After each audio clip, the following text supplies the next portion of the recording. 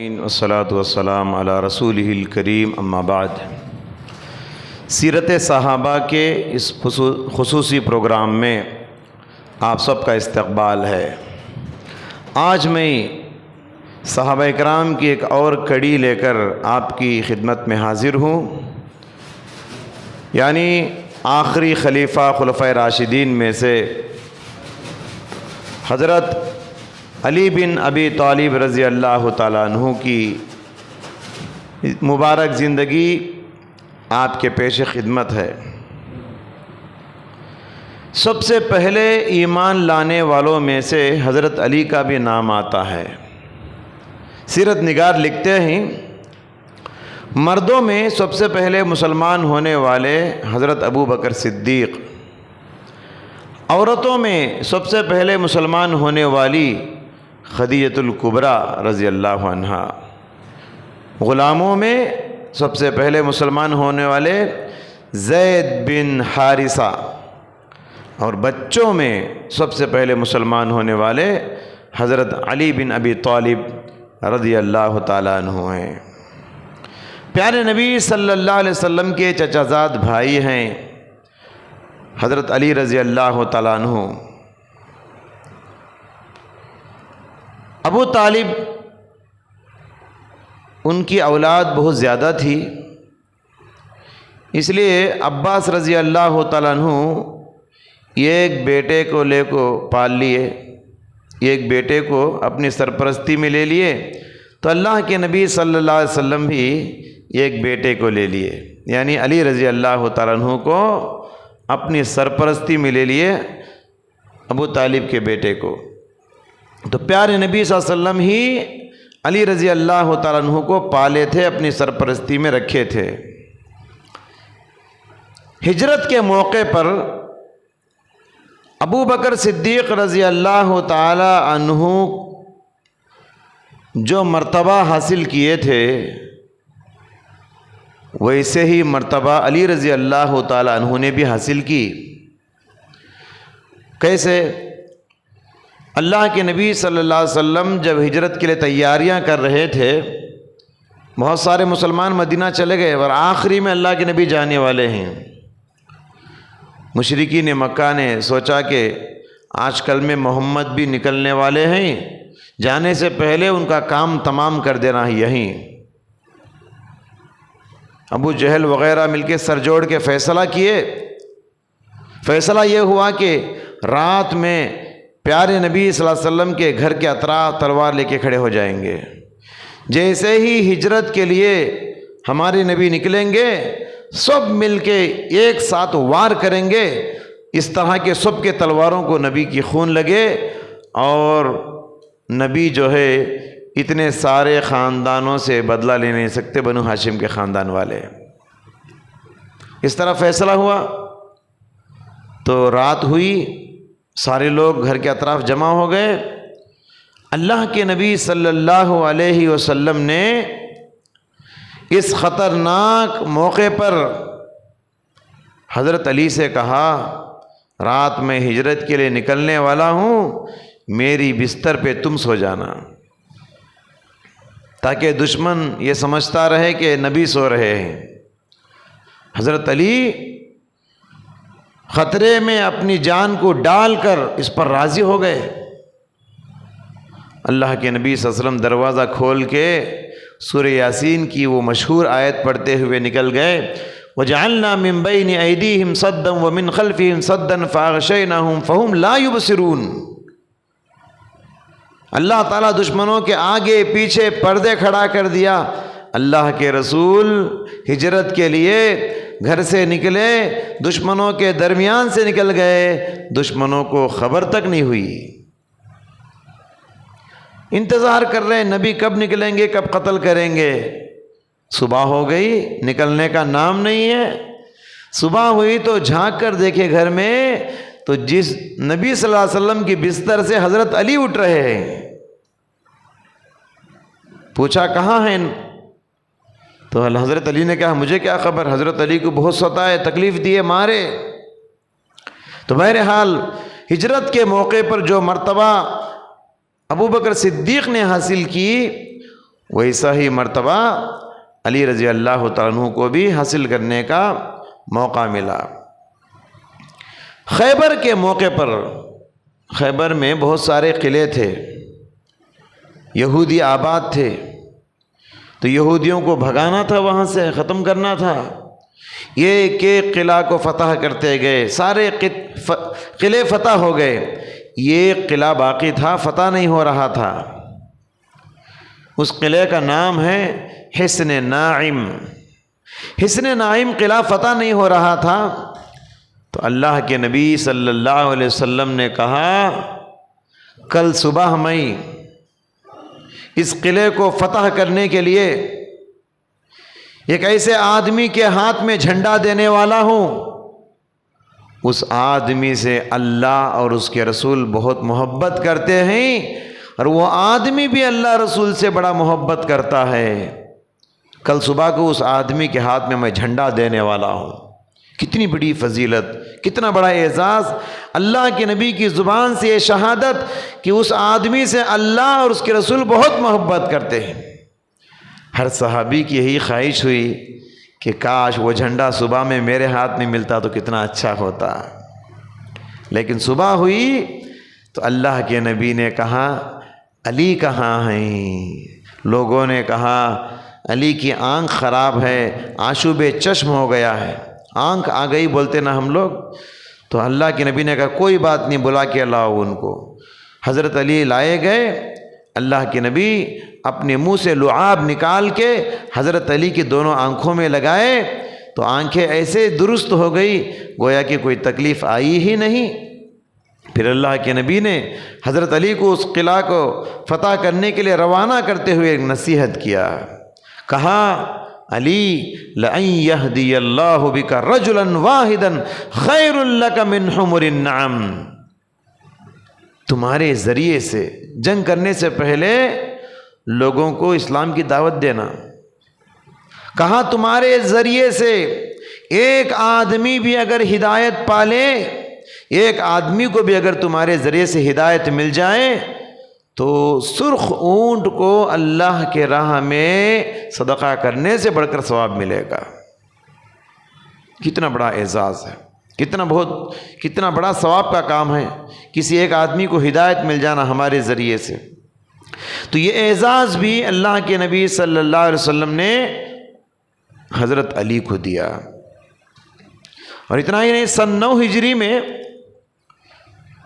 جنگ تبوک ہوئی۔ عیسائی رومی حضرات مسلمانوں پہ حملہ کرنے کی تیاریاں کر رہے تھے۔ پیارے نبی صلی اللہ علیہ وسلم نے صحابہ کو فوراً حکم دیا کہ جنگ کے لیے نکلنا ہے، تبوک کی طرف روانہ ہو جاؤ۔ ایک طرف گرمی کی شدت، دوسری طرف مال کی قلت، آزمائشوں پر آزمائشیں، اور تیسری طرف کھجور کی فصل تیار کھڑی تھی۔ تو اللہ کے نبی صلی اللہ علیہ وسلم نے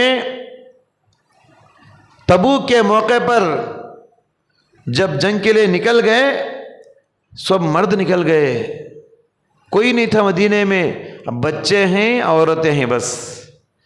اس موقع پر علی رضی اللہ عنہ کو یہ اعزاز دیا، کہا علی تم مدینے میں نگرانی کرنا ان عورتوں کی، ان بچوں کی، تم جنگ کو نہیں آنا، تم مدینے میں رہنا۔ حضرت علی نے کہا اللہ کے رسول کیا مجھے عورتوں اور بچوں کا ذمہ دار بنا کے جا رہے ہیں، جنگ میں نہیں لے جا رہے ہیں؟ اللہ کے نبی نے کہا علی تمہاری نسبت مجھ سے ویسے ہی ہے جیسے کہ ہارون علیہ السلام کی موسیٰ علیہ السلام سے نسبت ہے۔ جب موسیٰ علیہ السلام 40 دن کے لیے طور نامی پہاڑ پہ گئے اللہ کے حکم پر، تو قوم کی نگرانی کس کو دے کر گئے؟ ہارون علیہ السلام کو دے کر گئے۔ تو اللہ کے نبی نے حضرت علی سے کہا تمہاری مجھ سے نسبت ویسے ہی ہے جیسے کہ موسیٰ علیہ السلام کی نسبت ہارون علیہ السلام سے ہے۔ یہاں بھی کتنا اونچا درجہ دیا، دونوں جلیل القدر پیغمبر ہیں موسیٰ و ہارون، اتنا اونچا مقام یہاں اللہ کے نبی صلی اللہ علیہ وسلم نے حضرت علی کا بتایا۔ اسی طریقے سے دیکھیے اللہ کے نبی صلی اللہ علیہ وسلم نے حضرت علی کی انہی خصوصیات کی وجہ سے اپنا داماد بنا لیا حضرت علی کو. اور کون سی بیٹی دے کر داماد بنائے؟ سبحان اللہ، پیارے نبی کی لخت جگر، پیارے نبی کی نور نظر، پیارے نبی کی پیاری بیٹی، جنتی عورتوں کی سردار بیٹی. پیارے نبی نے فرمایا تھا نا فاطمہ کے بارے میں، سیدۃ نساء اہل الجنہ، جنتی عورتوں کی سردار ہے فاطمہ. اس بیٹی کو دے کر پیارے نبی نے حضرت علی کو اپنا داماد بنا لیا. اور حضرت فاطمہ بڑی خدمت کرتی تھی، اتنی خدمت کرتی تھی، جنتی عورت کے سردار ہونے کے باوجود بھی ہماری ماں بہنوں کے لیے نمونہ ہے فاطمہ. آج ہماری ماں بہنیں کہتے ہیں میں بڑی خاندان کی عورت ہوں، میں پڑھی لکھی خاتون ہوں، میں گھر میں کام کاج کرنے کے لیے نہیں آئی. جی، جنتی عورتوں کی سردار ہے فاطمہ. کتنا خدمت کرتی تھی جانتے ہو؟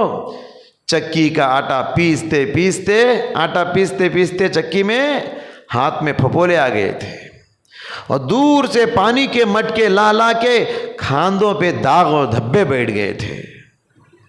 ایک مرتبہ اللہ کے نبی صلی اللہ علیہ وسلم کے پاس بہت سارے غلام آئے، نوکر آئے، تو حضرت علی نے کہا فاطمہ سے شاید کوئی غلام مل جائے خدمت کے لیے، جاؤ ابو کے پاس ایک غلام لے کر آؤ. حضرت فاطمہ گئی. گھر میں حضرت عائشہ تھی، اللہ کے نبی نہیں تھے. فاطمہ نے اپنے مدعا پیش کیا. فاطمہ نے کہا کہ مجھے غلام چاہیے. حضرت عائشہ نے کہا ابو آنے کے وقت بتاؤں گی. اللہ کے نبی آئے تو حضرت عائشہ نے بتایا کہ فاطمہ آئی تھی، وہ غلام مانگ رہی تھی.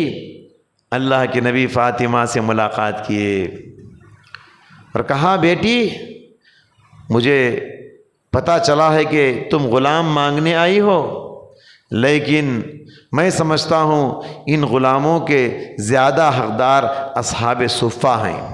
اصحاب صفہ سے مراد وہ غریب صحابہ، وہ نادار صحابہ جن کو گھر بار کچھ نہیں تھا. تو پیارے نبی صلی اللہ علیہ وسلم نے کہا تم سے زیادہ حقدار ان غلاموں کے اصحاب صفہ وہ غریب صحابہ ہیں. لیکن فاطمہ غلام سے بھی بہترین چیز میں تم کو نہ دوں؟ فاطمہ نے کہا ضرور دیجئے. کہا جب تم صبح سے کام کر کر کے تھک جاتی ہو، رات جب بستر پر جاؤ نا، تھکاوٹ کو دور کرنے کے لیے ایک وظیفہ کر لو. کہا کیا کرنا ہے؟ کہا 30 پر 3 بار سبحان اللہ، 30 پر 3 بار الحمدللہ، 30 پر 4 بار اللہ اکبر پڑھ کے سو جاؤ، ساری تھکاوٹ ختم ہو جائے گی. اس کو علماء کرام نے وظیفہ فاطمہ کہا ہے، تسبیح فاطمہ کہا ہے. اللہ اکبر. حضرت فاطمہ بھی پابندی سے اس پر عمل کرتی تھی اور حضرت علی بھی اس پر عمل کرتے تھے. اللہ کے نبی چاہتے تو ایک غلام کیا اپنی لاڈیلی کے لیے کئی غلام دے سکتے تھے، لیکن امت کی عورتوں کو پیارے نبی یہ نمونہ دینا چاہ رہے ہیں اس واقعے سے کہ شوہر کی خدمت کوئی باہر کی عورت، باہر کا نوکر نہ کرے. بیوی خود محنت کر کے شوہر کی خدمت کرے اور شوہر کے دل میں جگہ بنائے. یہ پیغام امت کو دے رہے اللہ کے نبی. تو تسبیح ہے فاطمہ. حضرت علی بھی اس پر اتنا پابندی سے عمل کرتے تھے. جو جنگ ہوئی، جنگ صفین، لوگوں نے، صحابہ نے سوال کیا حضرت علی سے کہ کیا جنگ صفین کی رات بھی آپ اس تسبیح کو پڑھ کر سوئے تھے؟ حضرت علی نے کہا کہ ہاں، جنگ کے موقع پر بھی یہ تسبیح نہیں چھوڑتے تھے. تو ہمیں بھی چاہیے سونے سے پہلے جو اذکار ہم پڑھتے ہیں، اس تسبیح فاطمہ کو بھی اپنے سونے کے اذکار میں شامل کر لیجئے. حضرت عمر فاروق رضی اللہ تعالیٰ عنہ کے دور خلافت میں ایک واقعہ پیش آیا تھا. اس واقعے کے ذریعے سے حضرت علی کا علم کتنا زیادہ ہے معلوم ہوتا ہے. حضرت علی رضی اللہ تعالیٰ عنہ کے علم کا اندازہ آپ کر سکتے ہیں. اللہ تعالیٰ نے بڑی دانش مندی حضرت علی کو اللہ نے دیا تھا. بڑے حکمت کی باتیں کیا کرتے تھے، بہت سمجھداری، بڑے بڑے مسائل کو چٹکیوں میں حل کرتے تھے حضرت علی. حضرت عمر کے دور میں واقعہ کیا ہوا تھا؟ واقعہ یہ ہوا کہ ایک عورت کو 6 مہینوں میں بچہ پیدا ہو گیا۔ اب 6 مہینوں میں بچہ پیدا ہو گیا، طرح طرح کے ڈاؤٹ لوگوں کو آتے، جی 6 مہینے میں بچہ پیدا ہونا کیا ہے، مکمل بچہ؟ حضرت علی کے پاس یہ مسئلہ حاضر ہوا۔ حضرت علی نے کہا، قرآن کریم سورہ احقاف آیت نمبر 15 میں ایک آیت ہے، اس میں اللہ نے فرمایا وَحَمْلُهُ وَفِصَالُهُ 30 شَهْرًا، دودھ پلانے کی مدت اور حمل کی مدت 30 مہینے ہیں۔ اللہ نے فرمایا دودھ پلانے کی مدت اور حمل کی مدت 30 مہینے ہیں۔ دودھ پلانے کی مدت کتنی ہے جی؟ 2 سال ہے۔ ابھی کتنے مہینے بچ گئے؟ 6 مہینے بچ گئے۔ تو صاف ہے مسئلہ، 6 مہینے میں بچہ پیدا ہو سکتا ہے کسی کو۔ تو اتنے بڑے مسئلے کو قرآن کی ایک چھوٹی سی آیت کے حوالے سے حضرت علی رضی اللہ تعالیٰ عنہ نے چٹکیوں میں مسائل کو حل کر دیے۔ اسی وجہ سے اللہ کے نبی صلی اللہ علیہ وسلم ان کے علم کے مرتبے کو دیکھ کر، ان کی سمجھداری کو دیکھ کر بڑے بڑے فیصلے چٹکیوں میں کیا کرتے تھے۔ اللہ کے نبی نے ان کو یمن کا قاضی بنا کو بھیجے، جج۔ معمولی بات ہے جج بننا، لوگوں کے بڑے بڑے فیصلے آتے ہیں جج کے پاس، کیسے کیسے مسائل آتے ہیں قاضی کے پاس۔ اللہ کے نبی نے ان کی اسی دانش مندی کی وجہ سے یمن کا قاضی اور جج بنا کر اللہ کے نبی نے ان کو پیش کیا۔ اور حضرات ابو داؤد کی ایک روایت ہے، ایک مرتبہ حضرت علی رضی اللہ تعالیٰ عنہ سواری پہ بیٹھنے کے بعد کہا بسم اللہ الحمدللہ، پھر کہا سبحان اللہ، پھر 3 مرتبہ کہا اللہ اکبر اللہ اکبر اللہ اکبر۔ اس کے بعد کہا اللہم لا الہ الا انت ظلمت نفسی فاغفر لی فإنہ لا یغفر الذنوب الا انت۔ یہ دعا پڑھ کے مسکرانے لگے۔ لوگوں نے کہا آپ یہ دعا پڑھ کے کیوں مسکرا رہے ہیں؟ تو انہوں نے کہا یہی دعا جب اللہ کے نبی صلی اللہ علیہ وسلم سواری پہ بیٹھے تھے وہی دعا پڑھے جو ابھی میں نے پڑھا تھا۔ پھر اللہ کے نبی صلی اللہ علیہ وسلم بھی اس دعا کو پڑھنے کے بعد مسکرائے۔ میں نے یہی سوال اللہ کے نبی سے کیا تھا کہ اللہ کے رسول اس دعا کو پڑھنے کے بعد آپ کیوں مسکرائے؟ تو پیارے نبی صلی اللہ علیہ وسلم نے کہا اللہ تعالیٰ کو یہ دعا بہت پسند ہے۔ جو بندہ سواری پہ بیٹھ کے یہ دعا پڑھتا ہے اللہ تعالیٰ اس بندے کے گناہوں کو بخش دیتا ہے، بہت پسند ہے یہ دعا۔ معنی کیا ہے اس کا؟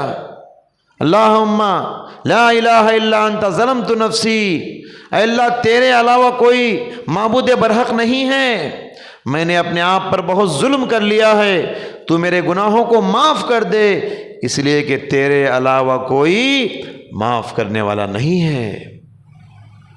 تو ہی مشکل کشا، تو ہی حاجت روا، تو ہی گناہوں کو بخشنے والا ہے۔ تو حضرات یہ بھی حضرت علی نے امت کو یہ دعا سکھائی، پیارے نبی صلی اللہ علیہ وسلم کی دعا۔ اسی طریقے سے دیکھیے حضرت علی کے زمانے میں خوارج کا بہت بڑا فتنہ تھا۔ حضرت علی رضی اللہ تعالیٰ عنہ خوارج کے فتنے کو ختم کر دیے۔ خوارج کون ہیں؟ حضرت علی کو، حضرت معاویہ کو کافر کہتے تھے۔ جی کیا وہ مسلمان ہو سکتے ہیں؟ صحابہ کو کافر کہنے والے، وہ بھی کیسے جلیل القدر صحابہ۔ پیارے نبی صلی اللہ علیہ وسلم نے خوارج کے سلسلے میں پیشین گوئی فرمائی تھی، یمرقون من الدین کما یمرق السہم من الرمی۔ یہ خوارج عبادت بہت کریں گے، اتنی لمبی لمبی عبادتیں کریں گے، اتنی دیر تک قرآن پڑھیں گے، ان کی عبادت کرتے کرتے ان کے چہرے پیلے پڑ جائیں گے، اتنی عبادت کریں گے، عبادت کرتے کرتے ان کے ان کا رنگ بدل جائے گا، پیلے پڑ جائیں گے، وہ اتنی لمبی لمبی عبادتیں کریں گے، لیکن کیا فرمایا؟ یمرقون من الدین، لیکن اتنی عبادت کر کے بھی وہ لوگ دین سے ویسے نکل جائیں گے جیسے تیر کمان سے نکل جاتی ہے، تیر کمان سے نکل جاتی ہے، ویسے ہی دین سے یہ لوگ نکل جائیں گے۔ حضرت علی رضی اللہ تعالیٰ عنہ نے حضرت ابن عباس رضی اللہ تعالیٰ عنہ کو بھیجا سمجھانے کے لیے، جاؤ خوارج کو سمجھاؤ، شاید وہ سدھر جائیں، بدل جائیں۔ حضرت ابن عباس گئے، سمجھائے، بہت سارے لوگ توبہ کر کے مسلمان ہو گئے، پلٹ کے آ گئے، اور جو لوگ باقی تھے ان سے جنگ کرنے کے لیے نکلے۔ اور جنگ کرنے سے پہلے حضرت علی رضی اللہ تعالیٰ عنہ نے پیارے نبی صلی اللہ علیہ وسلم کی نصیحت بتائی تھی، کہا کہ جو خوارج کا سردار ہے اس کا ایک ہاتھ کٹا ہوگا، خوارج کا جو سردار ہوگا اس کا ایک ہاتھ کٹا ہوگا، اور اس کٹے ہوئے ہاتھ پر گوشت کا ایک ٹکا ہوگا، گوشت کا ابھرا ہوا حصہ ہوگا، اور اس گوشت کے ابھرے ہوئے حصے پر سفید بال ہوں گے۔ اور پیارے نبی صلی اللہ علیہ وسلم نے یہ بھی فرمایا، جو آدمی اس سے لڑے گا،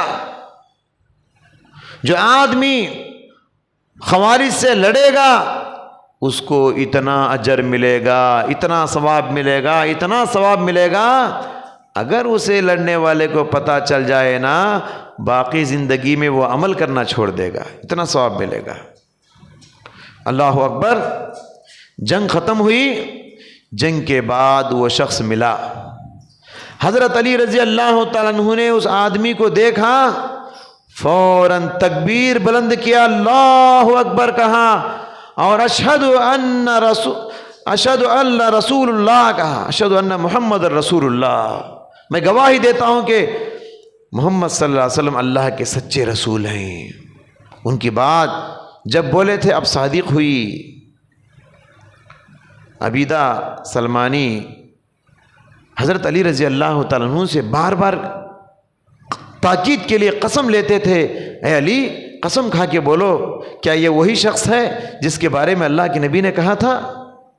3 بار عبیدہ سلمانی نے حضرت علی سے تاکید کے لیے قسم لی۔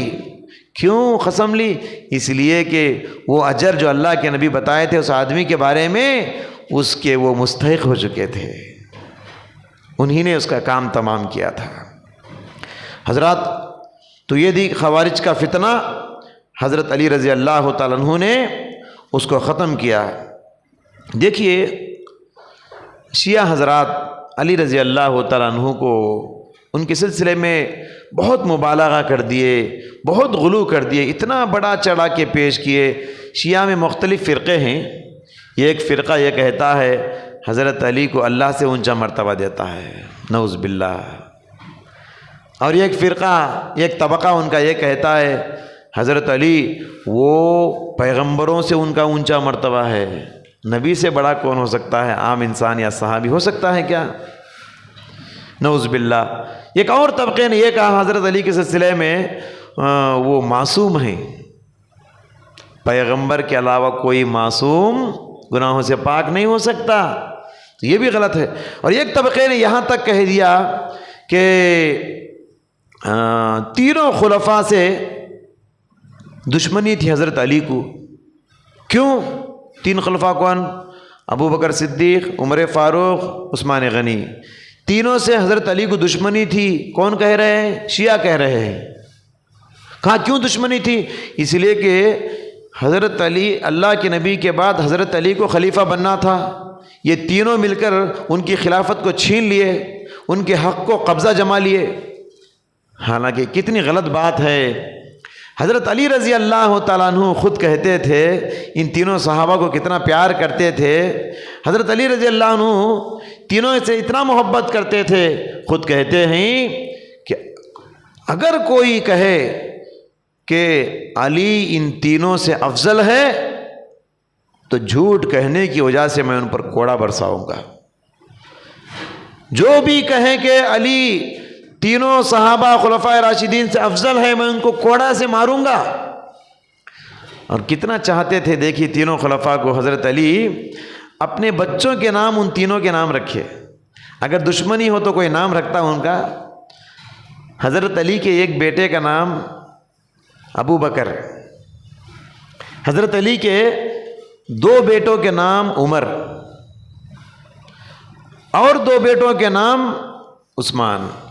دو بیٹوں کے نام رکھے، عمر اکبر، عمر اصغر، یعنی بڑا عمر چھوٹا عمر، بڑا عثمان چھوٹا عثمان، ایک ایک نام بھی نہیں رکھے، دو دو نام رکھے۔ کتنا چاہتے تھے حضرت علی عمر سے، عثمان سے، ابو بکر کتنا چاہتے تھے، آپ دیکھیے۔ اس کے باوجود حضرت علی رضی اللہ تعالیٰ عنہ کو ان کے سلسلے میں مبالغہ آمیز باتیں کر کے بہت بدنام کیے شیعہ حضرات، اور دنیا میں شیعہ سے بڑھ کر جھوٹا کون ہو سکتا ہے۔ بہرحال ایک مثالی زندگی حضرت علی رضی اللہ تعالیٰ عنہ گزارے، لیکن وہی خارجیوں میں ایک خارجی نے ان کو شہید کر دیا۔ کوفہ کی جامع مسجد میں نماز پڑھانے کے لیے فجر کی نماز کو جا رہے تھے، عبد الرحمن بن ملجم خارجی تھا، وہ خوارج میں کا ایک آدمی تھا، درمیان میں چھرا بھوک کے ان کو شہید کر دیا، اور کوفہ ہی میں ان کو دفنا دیا گیا۔ بڑے اللہ والے صحابی تھے، دنیا سے کوئی تعلق نہیں تھا ان کا، ہمیشہ آخرت کی فکر میں جیا کرتے تھے۔ وہ کہا کرتے تھے دنیا سے مخاطب کر کے، حضرت علی دنیا سے بات کرتے ہوئے دنیا سے کہتے تھے، یا دنیا غری غیری فإنی طلقتک طلاقا بتتا لا رجعت بعدا۔ اے دنیا، تو دھوکہ دینا ہے تو کسی اور کو دے دے، تو مجھے دھوکہ دے نہیں سکتی، اس لیے کہ اے دنیا میں تجھے 3 طلاق دے چکا ہوں، اب میں رجوع بھی کرنے والا نہیں ہوں۔ کتنا آخرت کی تڑپ لے کے جیتے تھے۔ بخاری کی ایک حدیث میں حضرت علی کے الفاظ ہیں، ارتحلت الدنیا مقبلتاً وارتحلت الآخرت مقبلتاً۔ دنیا پیچھے جا رہی ہے اور آخرت قریب آ رہی ہے۔ فکل منہما بنون، اس دنیا میں دنیا کے پرستار بھی ہیں اور آخرت کے طلبگار بھی ہیں۔ فکونوا من ابناء الآخرہ، حضرت علی کی نصیحت کو لے کر جائیے۔ آج کہتے ہیں حضرت علی نصیحت کرتے ہیں، لوگو تم آخرت کو چاہنے والے بنو، ولا تکونوا من ابناء الدنیا، دنیا کے پجاری مت بنو۔ دعا ہے اللہ تعالیٰ سے، اللہ سبحانہ و تعالیٰ صحابہ کی ان مثالی زندگیوں کو یاد رکھنے اور ان کو آئیڈیل بنا کر زندگی گزارنے کی توفیق عطا فرمائے، آمین۔ وصلی اللہ وسلم علی خیر خلقہ محمد وعلی آلہ واصحابہ اجمعین۔